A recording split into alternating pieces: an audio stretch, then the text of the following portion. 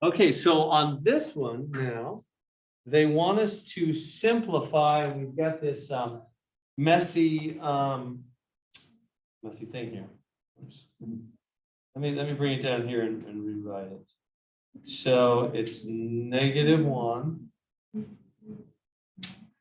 minus 4i 5 minus 5i. Okay, so we have to get rid of, basically, what do you do? Let me run it up here. When there's I in the denominator with adding, subtracting. So when you have I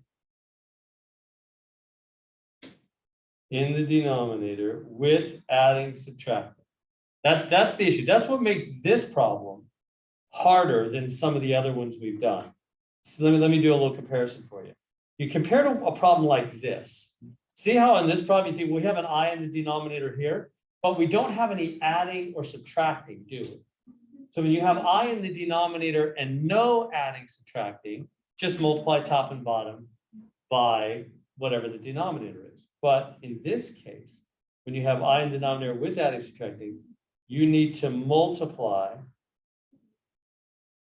top and bottom by the whole denominator, whoops,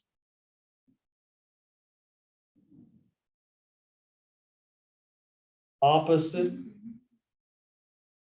sign in the middle. It's called the conjugate. So you got to do something more fancy. You can't just multiply by the 5i or whatever. You got to multiply by the exact denominator, but you got to put the opposite sign in the middle. And you got to do the same thing to the top and the bottom. So let me pause there for a second. Is everybody seeing what's necessary? This is a lot more challenging. Like always, adding, subtracting makes everything hard in the world of algebra, doesn't it? So when you have an I in the denominator, along with adding, subtracting, you have to multiply top bottom by the entire denominator, not just the I part, with the opposite sign in the middle. Does that make sense? So in other words, if this had been plus in the middle to begin with, then I would have used minus top and bottom.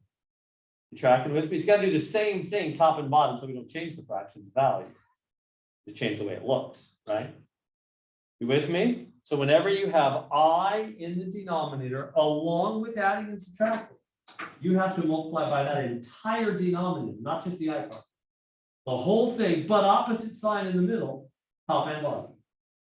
So if I had plus in the middle, I would use minus top and bottom. That's called the conjugate, opposite sign in the middle. That's different than, look back here again, one more time. See on this one, all we had was an I, a 5i. No adding or subtracting. See that? There's nothing's added. What about the 5? 5 is times that, right? 5 times that. There's no adding, no subtracting. So I just multiply by the 5i. You don't need to do opposite sign or any of that monkey business. Those are a lot easier. But if you have adding and subtracting in the denominator along with your I, you got to multiply by the entire thing opposite sign. All right, so now that's the plan. Let's carry it out. It's not easy.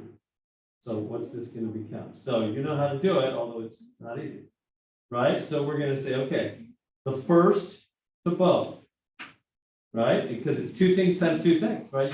You can put parentheses around these if you want. You don't have to. That might help you see what's going to happen. It's first to both, second to both, huh? So here we go. Minus 5. You got to be really careful here, not to mess up. Minus 5i. First to both, and then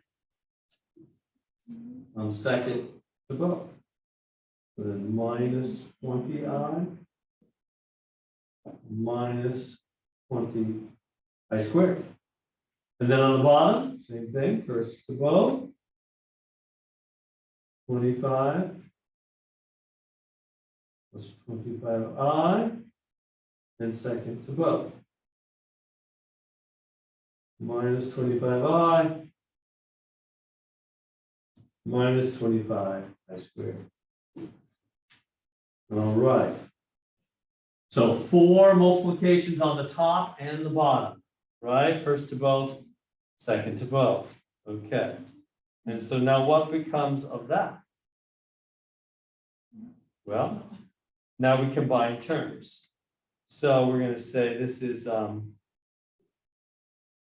minus 5, and then these two terms right here, minus 5i minus 20i, they make minus 25i, don't they? Right? Just like weight, gain, and loss, right? If you lose 5 pounds, you lose 20 pounds, you lost 25 pounds. And then minus 20. Now, what do we do with I squared?